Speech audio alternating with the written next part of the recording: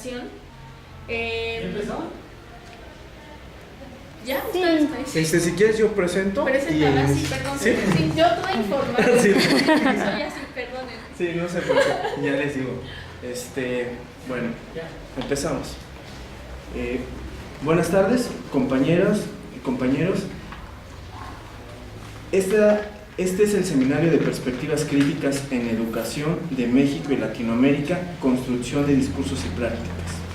Esta es la 58ª sesión, titulada Ley General de Protección de Niños, Niñas y Adolescentes, y nos acompaña Alma Meneses.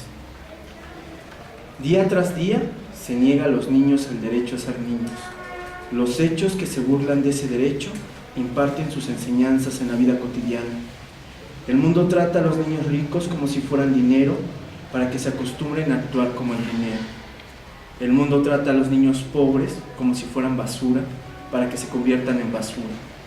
Y a los del medio, a los niños que no son ricos ni pobres, los tiene atados a la pata del televisor para que desde muy temprana acepte como destino la vida prisionera. Mucha magia y mucha suerte tienen los niños que consiguen ser niños. Gracias a todos por venir a esta 58ª sesión del Seminario de Perspectivas Críticas en Educación. A nosotros como Seminario de Perspectivas, siendo un proyecto estudiantil que se ha llevado a cabo en la Facultad de Filosofía y Letras, observamos y percibimos que hoy en día, como sabemos, nuestro país está pasando por una gran crisis y desastre nacional. Ante esto, como en otros espacios que hemos expresado los integrantes del seminario y como exigencia que han hecho miles de mexicanos y mexicanas, nos asumimos en la postura de lo que ha estado pasando en los últimos meses, de que aparezcan los 43 jóvenes estudiantes de la normal de Ayotzinapa, Guerrero, y que sean castigados los responsables intelectuales y materiales de los hechos y que la verdad prevalezca. Además, demandar que nuestro país no siga el estado de violencia y pobreza y miedo que ha prevalecido en los últimos años. No debemos de olvidar que la situación que está ocurriendo con los jóvenes normalistas es resultado de las reformas estructurales que ha impuesto el gobierno mexicano y directamente con ellos, en este caso, la reforma educativa, que excluye, minimiza a los normalistas, profesores y a todo el sistema educativo en su conjunto. El por qué una sesión relacionada con las cuestiones educativas, pedagógicas, didácticas y ahora en esta dimensión de lo jurídico, es porque nos interesa construir espacios de reflexión, de intercambio y de análisis en relación a la Ley General de Protección de Niños y Niñas y Adolescentes, que se considera clave para pensar nuestros propios proyectos y pensar las infancias en México.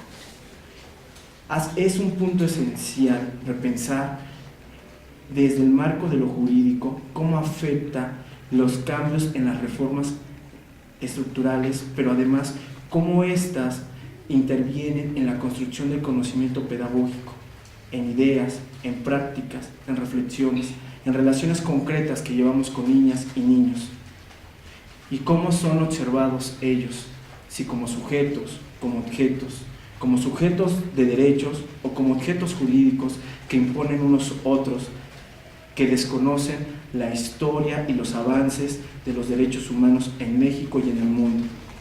En este sentido, las repercusiones de leyes, teorías e ideologías sobre la infancia están directamente relacionadas con las posibilidades de futuro y desarrollo de una nación. Diría Ariel Dorfman: entre todos estos mundos subordinados hay uno, y sin embargo, que podría ser el más importante, el que verdaderamente sería universal y que constituye el punto neurálgico de todo proceso de dominación, el mundo de los niños. Acá y allá, en un país paupérrimo y un opulento, siempre hará falta asegurar que la nueva generación se integre cómoda, funcionante, ojalá hasta entusiasta, en el status quo de sus padres, aprendiendo a juzgar y preinterpretar con los mismos supuestos incontestables de sus antecesores cada problema, ruptura y desgarro de la realidad para que permanezca un estado de desigualdad. Le agradecemos a Alma Meneses que nos acompañe hoy y comparta con nosotros esta sesión del Seminario de Perspectivas Críticas en Educación. Y gracias a ustedes por construir y mantener nuestro espacio.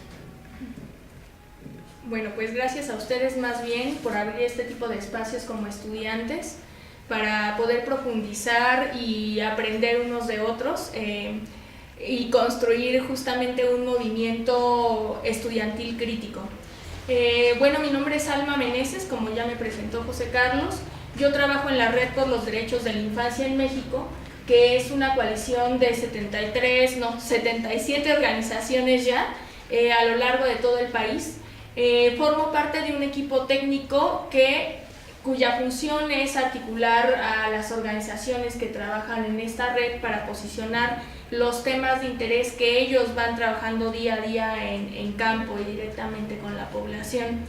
Evidentemente, uno de los temas que preocupa en materia de infancia es el tema educativo, ¿no? Concretamente, comenzaré platicándoles un poco sobre el tema de la Ley General que acaba de ser aprobada por el Legislativo y cuáles van a ser los impactos para la infancia de nuestro país, ¿no?, derivados de esta ley. Antes me gustaría colocar un antecedente, que es de dónde proviene la necesidad de tener una ley general en materia de infancia. En el año de 1989 se emitió por Naciones Unidas la Convención sobre los Derechos del Niño de Naciones Unidas, la cual México firmó y ratificó en el año de 1990.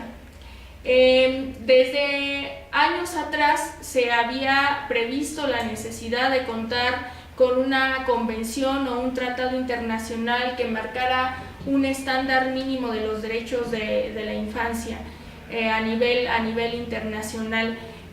Había tenido ciertos antecedentes esta convención, como la Declaración de los Derechos del Niño. Sin embargo, lo que hace diferente la Convención sobre los Derechos del Niño a la declaración que anteriormente existía es que la declaración era solo como un catálogo de buenas intenciones, un catálogo donde se enunciaba: el niño tiene derecho a comer, tiene derecho a la salud, ¿no? Tiene derecho a la alimentación, a cuidados, no sé. La convención viene a marcar una diferencia porque, aparte de ser un tratado internacional, es decir, los estados que la firman se comprometen a cumplirla, y si bien no hay una sanción digamos pecuniaria en el caso del incumplimiento, pues sí hay una sanción de carácter moral, ¿no?, ante la comunidad internacional cuando los tratados internacionales de derechos humanos no se cumplen, como es el caso de la convención. Lo que hace diferente a la convención de una declaración es el hecho de que la propia convención establece mecanismos de seguimiento para verificar que los derechos que están establecidos en ella se cumplan, ¿no? Uno de estos mecanismos de seguimiento es el Comité de los Derechos del Niño, el cual va a ser como el vigía de que los tratados, de que este tratado en los estados firmantes pueda cumplirse, ¿no? De tal manera que la propia convención establece que cada determinado tiempo los estados parte tienen que rendir un informe sobre el cumplimiento de la convención, es decir, cómo van los derechos de niñas y niños en el país. Y el comité discute. De hecho, el Estado mexicano acaba de presentar este año su informe y va a defenderlo ante el comité en el 2015. Nosotros desde la sociedad civil organizada presentamos lo que se denomina un informe sombra o un informe alternativo, ¿no?, a lo que el Estado ha mencionado. Evidentemente el Estado siempre dice: yo he cumplido todo, ¿no? Y desde la sociedad, como ciudadanos, sabemos que no es así, que aún falta mucho por hacer para garantizar los derechos de niñas y niños en nuestro país. Derivado de la convención hay una obligación que cuando el Estado la firma se compromete a cumplir, y es que tiene que adecuar sus leyes, su legislación interna a lo que establece la convención. Derivado de esta obligación, en el año 2000 comienzan a surgir una serie de leyes en materia de infancia. Ustedes saben que estamos en una federación, entonces en esta lógica federativa no todas las materias son generales, sino hay como una competencia que tienen los estados o las entidades federativas en donde solo pueden legislar ellos sobre la materia, ¿no? Y entonces la federación no se mete.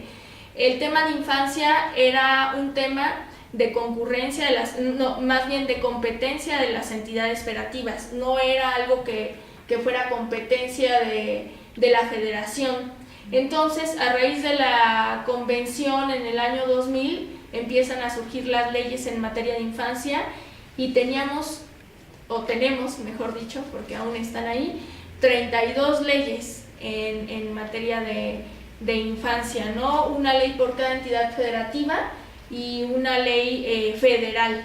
Lo que sucedía con esto es que entonces cada entidad federativa regula el tema de infancia como mejor le parece, ¿no?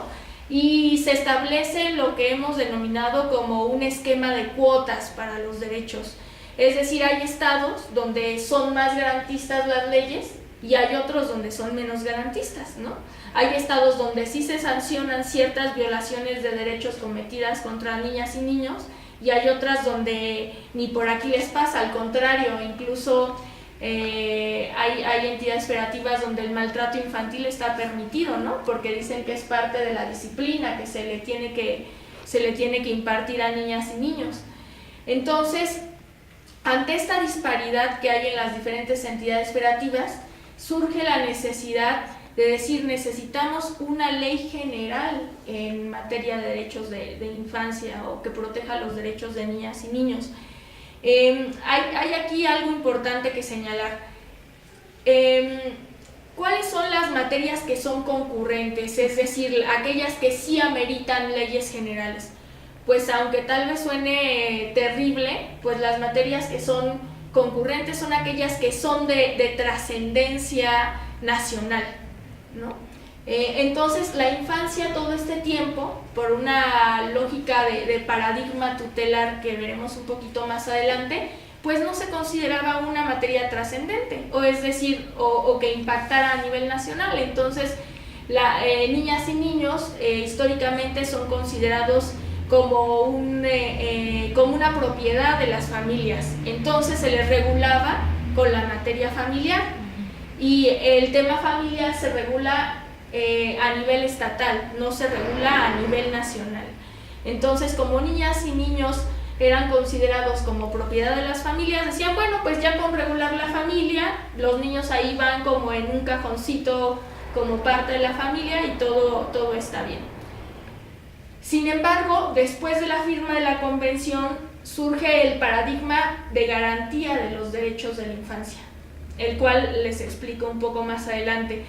Pero este paradigma te dice, el niño no es propiedad de la familia, no es un objeto, es un sujeto de derechos, y bajo esta lógica tienes que atenderlo como una centralidad cada vez que hables de sus derechos, ¿no? No puede ser algo accesorio, sino que tiene que ser algo central cada vez que tú legisles y regules.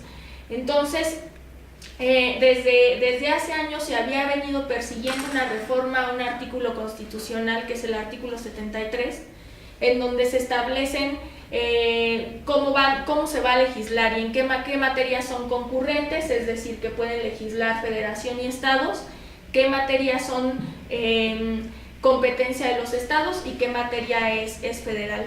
Entonces, en el año 2011 se logra reformar el artículo 73 constitucional para que se establezca que la materia de infancia va a ser materia concurrente, es decir, que ya no solo la pueden legislar las entidades federativas, sino la puede también legislar y puede decidir sobre ella el Congreso de la Unión.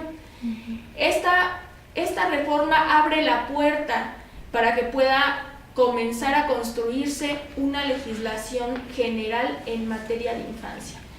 Esto quiere decir contar con una legislación que impacte en todas las entidades federativas, que establezca un piso mínimo para que sobre este piso mínimo las entidades federativas puedan construir sus leyes, no menos de lo que establece ese piso mínimo de derechos.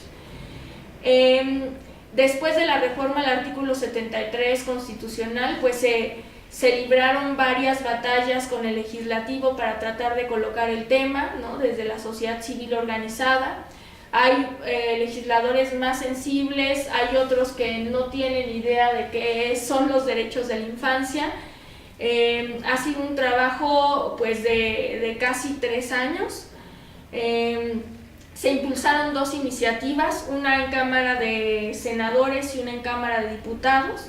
La de Cámara de Diputados fue a través de la Comisión de la Niñez, liderada por la diputada Verónica Juárez, y en la Cámara de Senadores fue liderada la iniciativa por la senadora Angélica de la Peña. Las 2 iniciativas contaban con trabajo de la sociedad civil organizada. Sin embargo, hace unos meses, año 2014, el Ejecutivo presenta la iniciativa preferente en materia de infancia. La lectura puede ser diversa, ¿no? Pueden ser varias las razones por las cuales el Ejecutivo decide presentar esta iniciativa preferente después de que había venido imponiendo una serie de reformas en diferentes áreas de la administración pública, entre ellas evidentemente la reforma educativa, que fue una reforma incompleta, que fue una reforma que no garantizaba derechos, ¿no? Que fue una reforma que únicamente planteaba una estructura más rígida para los maestros, para los operadores del sistema educativo, pero que realmente no estaba pensando en la calidad educativa, ¿no? Después de esta serie de reformas, el Ejecutivo presenta esta iniciativa de carácter preferente, ¿no? Utilizó esa facultad que él tiene de presentar iniciativas preferentes y decide que la facultad la va a usar con el tema de infancia. ¿Por qué? Puede ser por varias razones. Una, porque el Estado mexicano el próximo año defiende su informe ante el Comité de los Derechos del Niño. Evidentemente, el contar ya con una ley general va a ser un punto a favor del Estado mexicano, decir, legislé, adecué mi legislación. La segunda es porque el tema de infancia, aunque a veces no se ve, cruza por algo muy importante que es la asistencia pública, ¿no? Todo el tiempo la infancia ha sido atendida por la asistencia, por el órgano de asistencia, que es el Sistema para el Desarrollo Integral de la Familia. Entonces, lamentablemente la asistencia solo es una parte de la garantía de derechos, pero el brindar asistencia no garantiza per se los derechos. Sin embargo, cuando la sociedad que no sabe de derechos humanos recibe una despensa, recibe el desayuno de sus hijos en la escuela o tiene la percepción de que el gobierno está haciendo algo a través de la asistencia, esto significa votos para el gobierno, ¿no? Entonces, es un ámbito que al gobierno le interesa cuidar, porque de esta manera puede obtener votantes, ¿no? Suena perversa esta aseveración, sin embargo, así ha sido históricamente. ¿Qué es lo que sucedía si el gobierno, o más bien el Ejecutivo Federal, no hubiera metido esta iniciativa preferente? Lo que nosotros habíamos venido impulsando desde la sociedad civil organizada era algo diferente a la asistencia. Bajo esta lógica de que niñas y niños no van a ver garantizados sus derechos nada más con el desayuno escolar o nada más con que les den una laptop o una despensa a sus familias o una beca, porque eso es asistencia, ¿no? El brindar un recurso pero no darle seguimiento. Los niños y las niñas de nuestro país necesitan una estrategia integral, una política pública integral que pueda identificar dónde están los vacíos, que pueda proponer un plan o un programa que pueda garantizar todos sus derechos y también que haya un espacio donde evaluar esos planes y programas, ¿no? O sea, la infancia de nuestro país necesita una política integral en materia de infancia y la asistencia solo es un pequeño grano dentro de toda esa de toda esa serie de planes y programas que se requieren. Entonces, lo que proponía las otras iniciativas era: el sistema de asistencia no es quien debe atender a la infancia, sino necesitamos algo más. Necesitamos lo que se ha denominado un sistema integral de protección para niñas y niños, ¿no? ¿En qué consiste este sistema integral de protección? Actualmente, el tema de infancia es atendido por el órgano de asistencia, es atendido un poquito a veces por el sistema de salud, a veces por el sistema de educación, por acá las autoridades de administración de justicia, administración e impartición, como los ministerios públicos, los jueces, hacen también su parte, ¿no? Una vez que ha sido violentado el derecho, pero cada quien trabaja por su cuenta, de manera descoordinada, ¿no? Voy a poner un caso muy básico. Imaginemos una niña que resulta embarazada porque fue víctima de violencia sexual dentro de su núcleo familiar, ¿no? Y entonces la niña va a la escuela, y cuando la escuela identifica que la niña está embarazada, en lugar de generar una estructura institucional que le permita a la niña continuar con sus estudios, ¿no?, en automático el sistema educativo empieza a rechazar. Es lo que generalmente pasa. Cuando se identifica un problema con un estudiante, un adolescente, lo que hace el sistema educativo es segregar al estudiante, aislarlo, porque consideran que el estudiante es el problema, cuando en realidad no es así, ¿no? El estudiante a veces lo que hace es reflejar una serie de problemas que viene arrastrando por falta de garantía de otros derechos. Es decir, ¿quién vigila o quién se pregunta que esa niña, que no va a poder continuar sus estudios porque evidentemente va a entrar en un proceso de embarazo, no va a contar con un recurso económico para solventar su embarazo, a la nueva vida que viene detrás de ese embarazo, ¿no?, su hijo o hija, pues va a tener que dejar el sistema educativo para trabajar, o a veces hasta porque va a ser estigmatizada dentro del sistema educativo, y el maestro, el director o el supervisor de zona no se van a preguntar si esa niña fue abusada sexualmente, o tal vez si sufre violencia en su núcleo familiar, o si vive en una situación de pobreza extrema, ¿no? O sea, no se van a preguntar sobre los vacíos que hay detrás, sobre las violaciones de derechos que hay detrás. Lo que van a hacer es segregarla. Entonces, es segregada de la escuela, estigmatizada, a veces hasta expulsada, ¿no?, si la estigmatización llega a ese grado, y cuando acude al sistema de salud, tampoco ahí recibe un seguimiento, porque le dicen: no, es que tienes que venir con tu padre o con tu madre, ¿no?, porque a ti no te puedo brindar, pero oye, yo soy sujeto de derechos, ¿no? O sea, si la niña dijera eso, aún así no se le reconoce, porque ese es el problema que enfrentan niñas y niños, ¿no?, que solo se les reconoce a través de los padres, a través de la familia. Entonces, a veces tampoco encuentra una respuesta en el sistema de salud, y si fue víctima de violencia sexual, difícilmente va a encontrar una respuesta en el sistema de justicia, ¿no? Y estos tres sistemas trabajan de manera aislada, no garantizan de manera aislada y nunca se comunican entre sí, nunca se comunican para poder garantizar los derechos.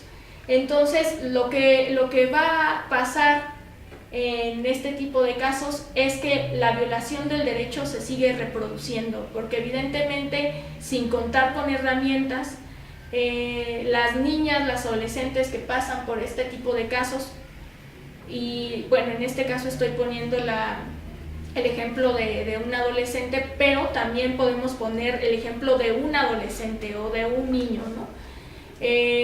Lo que va a hacer es, va a nacer el niño o el hijo de esta adolescente, y la violación del derecho se va a seguir reproduciendo, porque ella, habiendo sido estigmatizada, violentada, sin una respuesta de justicia, va a replicar esos mismos patrones en sus hijos e hijas, ¿no? Sus hijos o hijas probablemente no tendrán acceso inmediato a un sistema de registro, no tendrán acceso inmediato al sistema de salud, mucho menos al sistema educativo a veces. Lo que necesitábamos para poder construir un sistema integral de protección era alguien que articulara todas, digamos, estas pequeñas burbujas que trabajan de manera aislada y que ven como un accesorio el tema de infancia, ¿no? Porque lamentablemente así lo ven. Bueno, sí, es bonito hablar de niños. Y entonces lo ven solo como algo accesorio dentro de todo su trabajo y no lo ven como un grupo central. Pero si contáramos con alguien que pudiera vigilar las políticas en materia de infancia y pudiera reunirse con los diferentes sistemas y le dijera, a ver, tu sistema de salud, ¿qué estás haciendo para evitar el embarazo adolescente? ¿No? Sistema educativo, ¿tú qué estás haciendo? Sistema de justicia, ¿tú estás identificando si dentro de estos embarazos tempranos hay violación a algún derecho? Específicamente violencia sexual.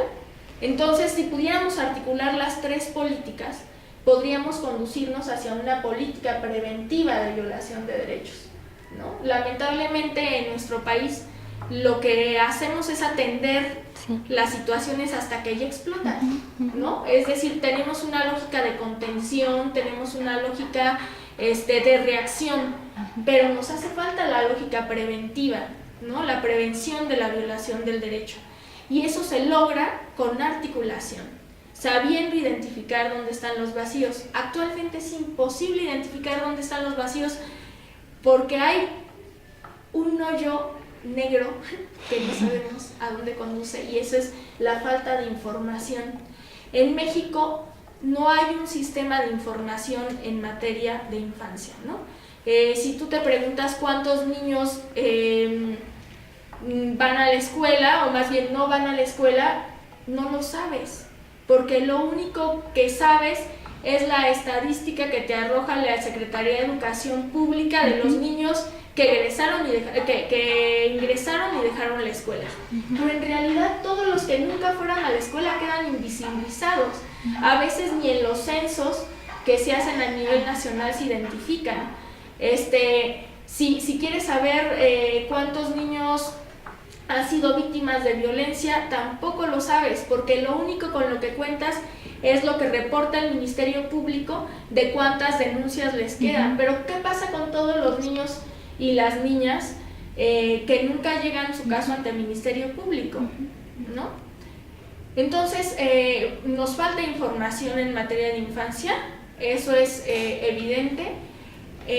Y lo que se planteaba en la ley general, o para la construcción de la ley general, era poder llenar todos estos vacíos. Entonces, la ley general que acaba de ser aprobada, que entró como iniciativa preferente en la Cámara de Senadores, llegó como una iniciativa preferente de muy baja calidad. Todavía tenía una visión tutelar, planteaba únicamente la atención de la infancia a través del sistema de asistencia, tenía una visión en donde niñas y niños seguían siendo considerados como objeto de protección. Afortunadamente, cuando llega al Senado de la República, lo que sucede es que el Senado tiene la sensibilidad suficiente como para abrir la ley a un debate, ¿no? Eso también porque el Senado había venido trabajando con diferentes organizaciones de la sociedad civil, y entonces abre días de audiencias públicas, una semana de audiencias públicas, en donde escucha a UNICEF, a la Redim, y a otras organizaciones que trabajan el tema de infancia, ¿no? Y que entonces comunicaron ahí frente al Senado, frente a los senadores, los vacíos que tenía esa iniciativa y qué era lo que tendría que estarse haciendo. El Senado trabaja marchas forzadas durante 30 días, que era el plazo que tenían para sacar el dictamen por ser de carácter preferente, y sale y se modifica la iniciativa en un 70%, ¿no? a lo que inicialmente proponía el presidente de la República. Pasa a Cámara de Diputados, en Cámara de Diputados lamentablemente sufre modificaciones, y digo lamentablemente porque las modificaciones que sufre no son todas de carácter acertado, sino que cambian los derechos sexuales y reproductivos, porque se escandalizan, ¿no? Piensan que el darle derechos sexuales y reproductivos a niñas y niños hará que se legitime el aborto, hará que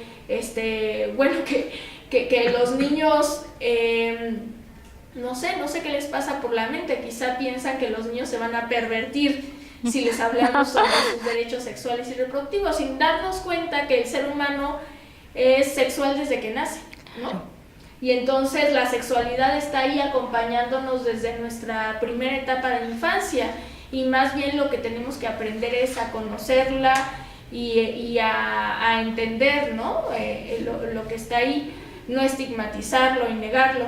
Pero bueno, limitan el tema de derechos sexuales y reproductivos con una reserva que dice que los derechos sexuales y reproductivos que proteja esa ley serán los establecidos en la Constitución.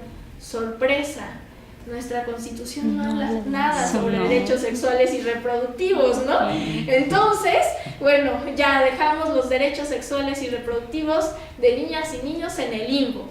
Entonces, será algo por lo que se tendrá que trabajar más adelante en una serie de reformas. También hay un retroceso en materia de cuidados alternativos, es decir, para los derechos de niñas y niños que se encuentran sin el cuidado de una familia.